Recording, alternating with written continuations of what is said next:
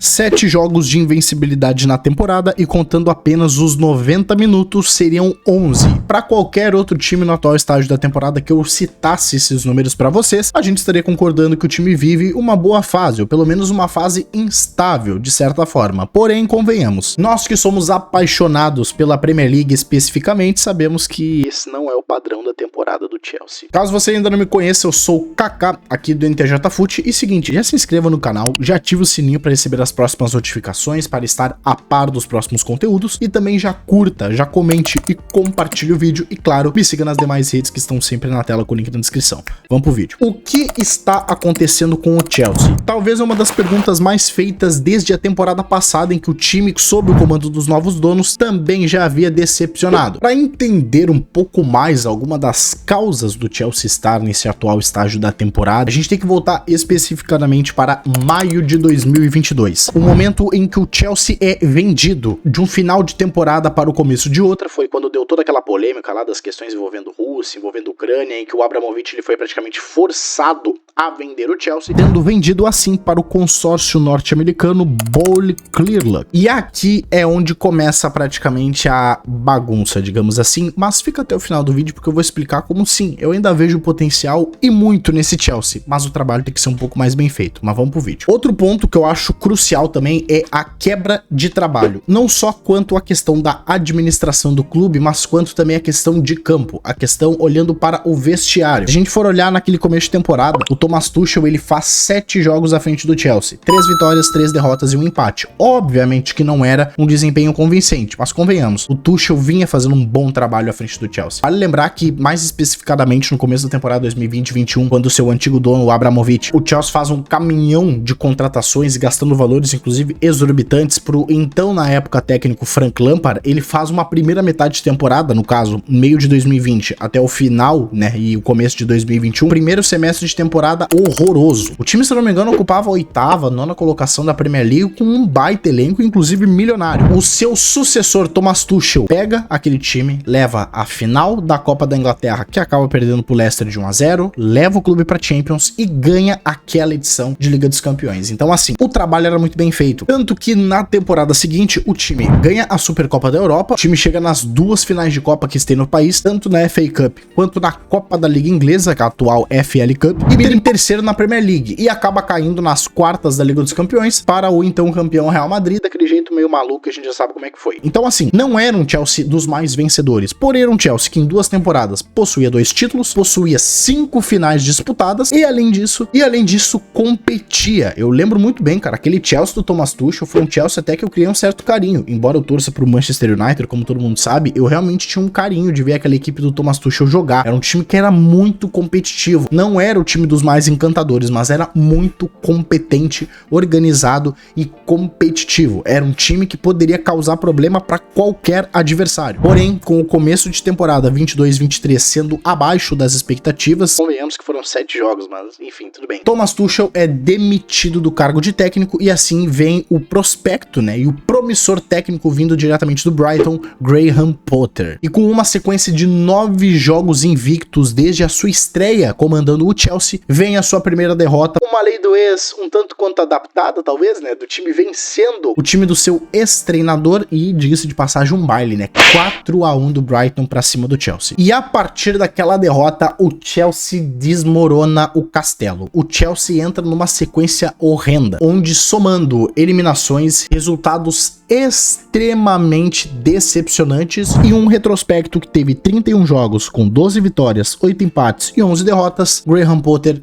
é demitido do Chelsea. Para finalizar a temporada, vem então o Frank Lampard, né, um ídolo do Chelsea quanto jogador e que já tinha serviços prestados como treinador, pegando ali o time num momento complicado da temporada 19-20, conseguindo recuperar, e como já dito aqui no vídeo, então no começo da temporada seguinte, ele teve muito mais material humano em mãos e não deu muito certo. Vira-se a temporada e vem Mauricio Pochettino pro comando técnico. E no momento da gravação desse vídeo, o argentino à frente do Chelsea tem 42 jogos no comando técnico, com 21 vitórias, 9 empates e 12 derrotas. Muita gente aponta os dedos e, com uma certa forma até entendo, eu não concordo exatamente, como o grande culpado sendo apenas o Mauricio Pochettino. Eu acho que ele é parte da culpa, eu acho que ele possui sim ali as suas tomadas de decisões erradas. Eu já vi alguns jogos do Chelsea Chelsea, assim, que foram esquisitíssimos. O ponto principal é nós pegarmos a mudança de fotografia das equipes. Se nós pegarmos o time do Tuchel, que era um time competitivo, um time que conseguia bater de frente com vários times grandes, com os melhores times do mundo, e compararmos com o Chelsea atual, se pegarmos a fotografia, colocarmos as duas escalações,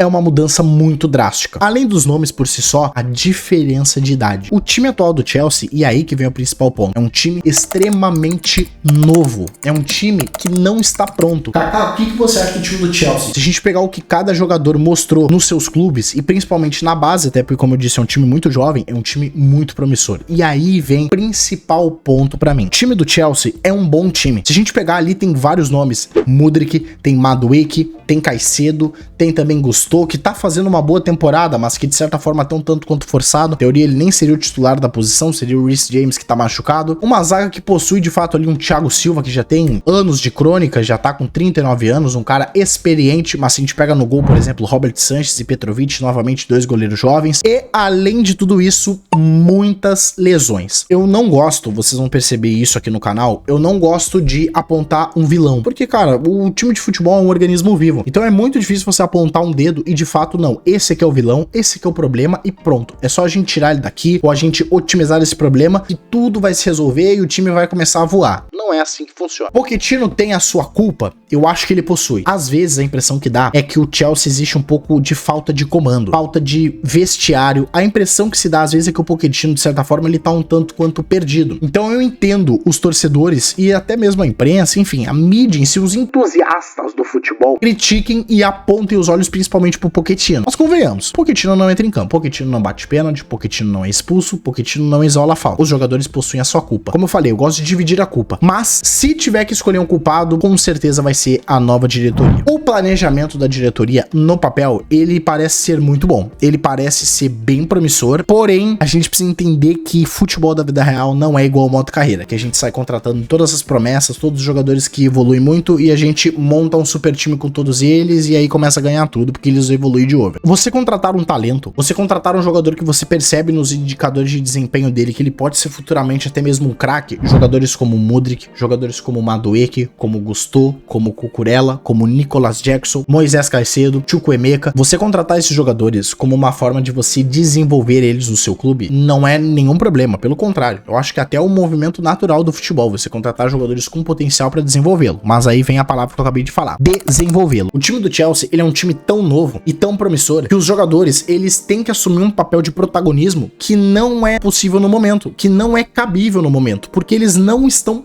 prontos. São jogadores de muito potencial. O problema é que esses jogadores, sendo tão jovens e ainda precisando de tempo em um espaço viável para se desenvolverem, eles chegam num momento do clube, num momento do Chelsea, que, como eu disse, o Chelsea, ele era competitivo com o Thomas Tuchel e ele era vencedor de certa forma. Portanto, os jogadores precisaram chegar e assumir um protagonismo de, no mínimo, continuar no mesmo nível de competitividade com jogadores que ainda não estão prontos. Se a gente pega, por exemplo, o trabalho do Arsenal, o trabalho do Edu Gaspar lá, que é o diretor, inclusive, que vem desde 2019 pra cá, o Arsenal numa reformulação, a gente vê como o Arsenal, ele é um time jovem e é competitivo. Porém, os jogadores do Arsenal, se a gente for analisar o antes de chegarem ao Arsenal e os jogadores do Chelsea antes de chegarem ao Chelsea, a gente percebe, cara, que os jogadores do Arsenal estavam muito mais prontos, mas muito mais prontos. O Odegaard era muito mais pronto quando chegou ao Arsenal, Gabriel Magalhães, o próprio Saliba, o Rice, não tem nem o que discutir, Gabriel Jesus, Saka, que é da própria base do Arsenal, né? Os jogadores jovens do Arsenal, que eu imagino que é um projeto, é um estilo, uma filosofia que a diretoria do Chelsea tentou seguir, os jogadores do Arsenal, quando chegaram, já estavam muito mais prontos do que esses atuais do Chelsea. Então, cara, a impressão que eu tenho é que o planejamento da diretoria do Chelsea, ele, na teoria, no papel, ele é muito bom. Você pegar jogadores jovens, você desenvolvê-los e você, inclusive, roubá-los do mercado, porque em algum momento eles possivelmente seriam vendidos para concorrentes diretos seu. Agora, você precisa desenvolver esses jogadores. E esses jogadores, sendo tão novos e não estando prontos, eles tiveram que assumir um protagonismo que não é cabível, que é inviável para o atual momento desses jogadores, pois eles não estão prontos. Portanto, eu vejo muito potencial nesse Chelsea, se os jogadores tiverem tempo e margem para se desenvolverem. Caso contrário, vai ficar mais do mesmo. O Chelsea fazendo uma temporada de nono colocado, não disputando praticamente nada, está na semifinal da FA Cup, mas enfim, vai disputar contra o City. É meio difícil imaginar que passe, mas é um jogo, tudo pode acontecer. E para mim, esse paralelo, né, e essa teoria que eu faço dos jogadores não estarem prontos, não se desenvolverem a tempo de assumir o protagonismo que o Chelsea Chelsea pedia naquele momento, que a torcida esperava, pra mim ele se resume nos 2 melhores jogadores do Chelsea na temporada. Convenhamos, é o Cole Palmer,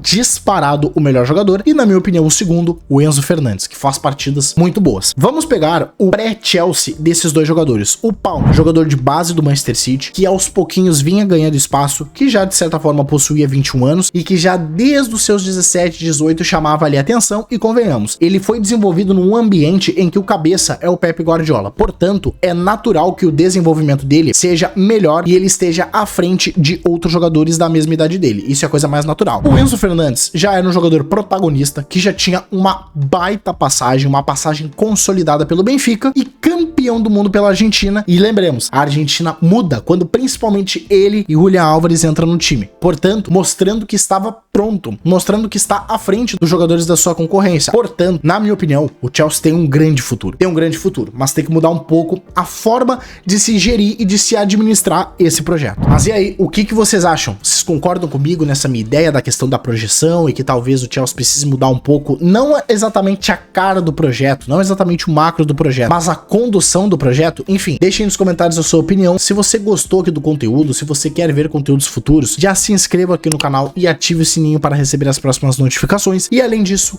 curta, comente, compartilhe o vídeo e novamente, me siga nas minhas demais redes sociais, que os links estão sempre na descrição aqui do vídeo, certo? Eu sou o Kaká, muito obrigado pela atenção, pela audiência e vambora!